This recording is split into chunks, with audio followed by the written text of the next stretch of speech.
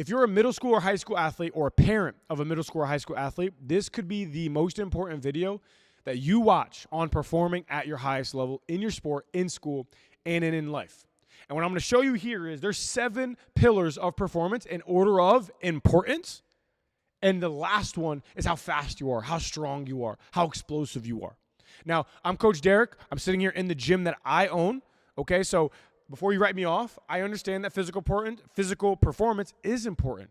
But I also know after training 300 plus athletes, 13 years coaching athletes, being a 3-time collegiate football champion, having one brother that went to Duke on a full scholarship, having another brother who's at University of Virginia on a full scholarship, and coaching dozens of kids from D1 down to D3, earn scholarships, play, perform. I know a thing or two about performing at your highest level.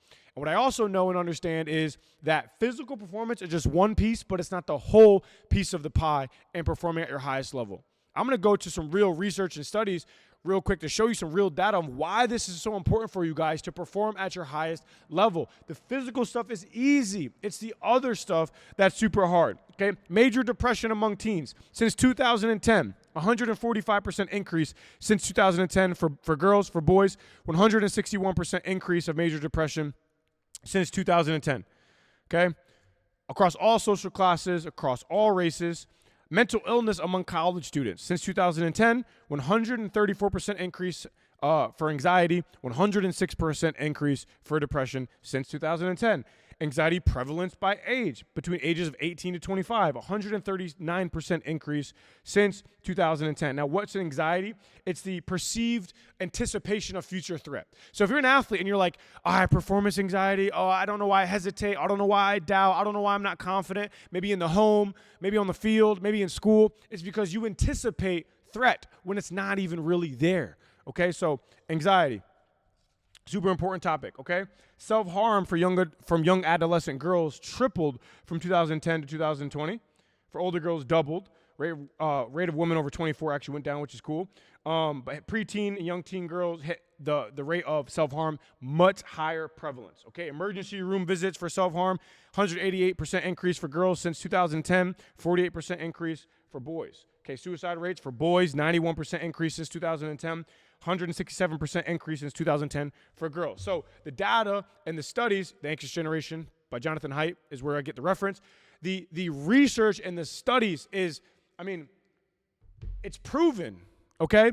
Now, for athletes, the rate, I would say, is even more exasperated. That's even higher for athletes because we have the pressure of performing on the field, the court or the ice. We have the pressure from peers, pressure from teammates, pressure from coaches, pressure from parents, pressure from recruiters. The pressure is real and it's there, and if you leverage it the right way, it can be good for you. But I'm here to propose to you that for athletes to perform at the highest level, there's 7 pillars. Physical performance is the last one, and if you take care of the other 6, you will be so fulfilled, perform at such a high level. And here's the hidden secret I want you all to understand. The athletes that do perform at the highest level and also enjoy their life and are happy, they do these other 6. They work with people. They're coached by people who make sure these other 6 are being taken care of. Okay, so without further ado, let's get into it. Number 1, the most important pillar for your performance to perform at your highest level is your identity. That if you can discover more of who you are and who you were created, what your unique skills, your unique talents, your unique abilities are, that although athletics are important, you aren't just an athlete. I struggled when I played college football, like so many other athletes. Who am I outside football? When people would ask me, what do you do? Who are you? I'm Derek. I'm a football player. That's it. That's all I knew. And when football ended, which it's going to end for all of you at some point, I had no idea who I was. So you know what happened? You go off the deep end.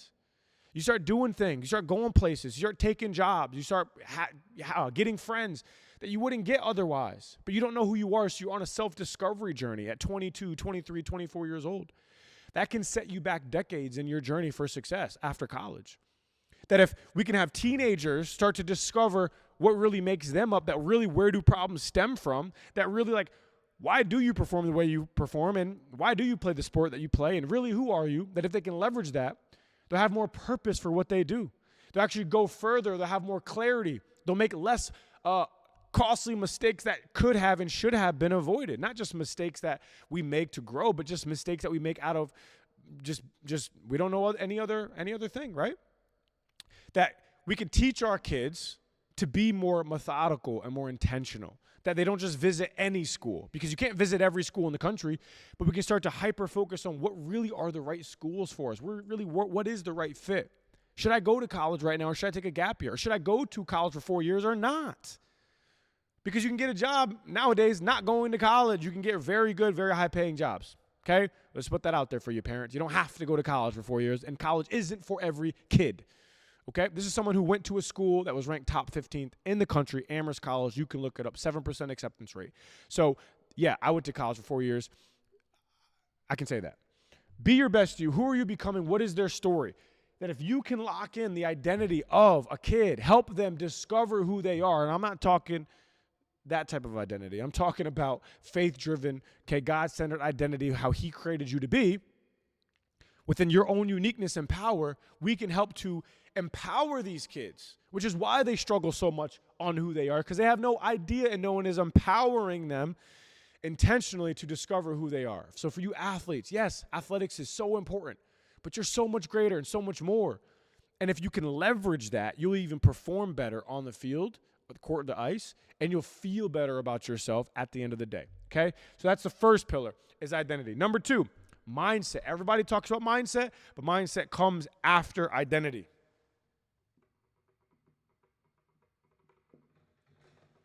Okay, so pillar number 2, mindset. If you want to develop confidence and belief in yourself, control performance anxiety, visualizations, affirmations, be more positive, have a higher perspective, really understand the why, courage and capability, see the bigger picture.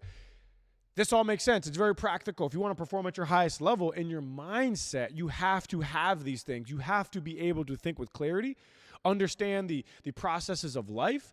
You have to understand more about yourself to be more confident, because fake confidence, false confidence is only going to have you be more in disbelief about yourself.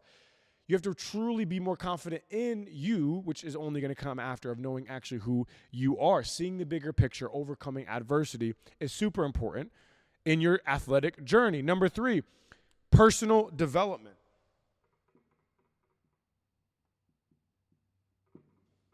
Third pillar of performance, personal development. What are your habits, kids, parents, okay? Habits, values, standards.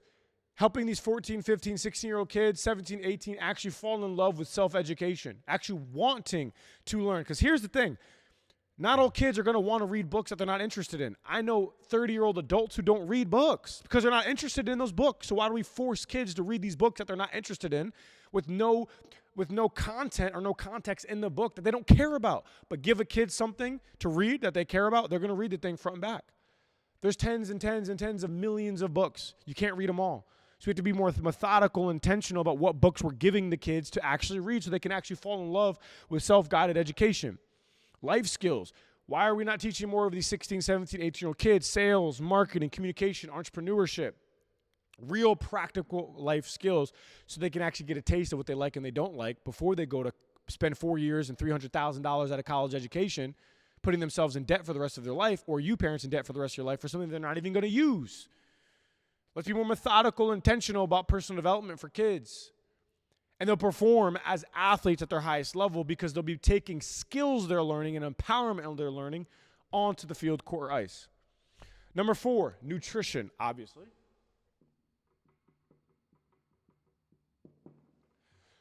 Nutrition, okay? Sports nutrition fundamentals, what supplements to take and why, or if you should at all.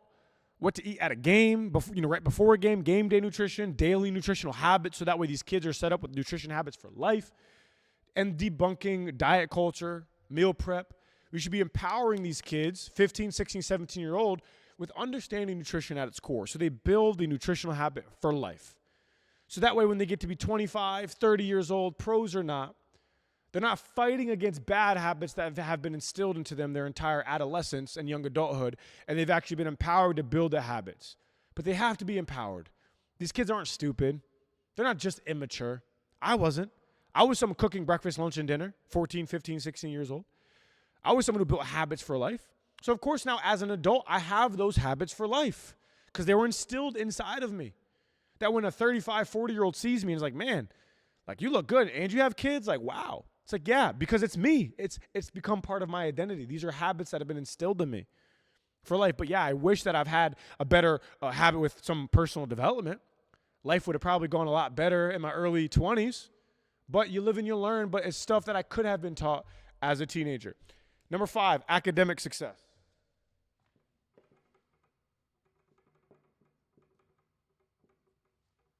So, of course, academic success is a very important pillar, especially if you're trying to go to college and play. You're going to have standardized tests. You're going to have to be, educationally sound. We won't get into the whole education system right now because that's a whole nother crooked, poisonous system. But we'll go into academic success so that way you actually are functional in how society is in today. Test prep, study skills, how to communicate with teachers, okay? College essays, college expectations, things that are super important in your academic success endeavors, because there are tools and practical guidance to be used in life, in preparation and in study habits, but we won't go into that right now. But academic success is very important, especially if you're trying to go to college and how society is made up in the way it is today, okay? And then number 6, pillar for performance,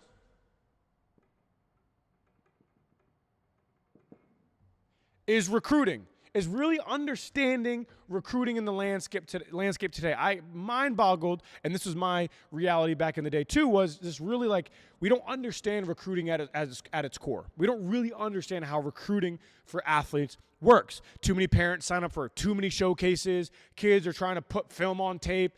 Like college coaches, if they tell you, they'll find you. They will find you. Now, there is a system. There is a routine. You should be putting yourself out there. You should be making yourself marketable. You should be selling your character and who you are to coaches to recruit you because there's limited spots, right? Same thing with jobs. I mean, you're going to be limited with jobs, so this is a skill that you should learn. Social media, effective communication, what camps, what combines, what showcases to go to, what not to go to, visiting schools, what to expect in recruiting, and more. These are the pillars of your max potential, that if you can start knocking down these pillars, you will perform at your highest level. And it just so happens now that the future of sports performance, in my eyes, how I see it, is we are working on this here at Upward Athlete Academy, that we are building the foundations. I am building and partnering with very, very special experts in certain arenas that we're going to build a foundation for you parents and for you kids to have the systems, to have the routines, to build the habits, to build the communication, and a very simple system to perform at your highest level. This is the future of sports performance, is knocking these things down one by one. The physical performance is what you guys focus so much on, but it's only one small piece of the puzzle. And that if you really start to hammer in these other pieces, you will perform at your highest level. This is Coach D here at Upward Athlete Academy. I want you guys to be your best, thrive on and off the field. Until the next one, get out there and be the best you that you possibly can be. Coach D, I'm out.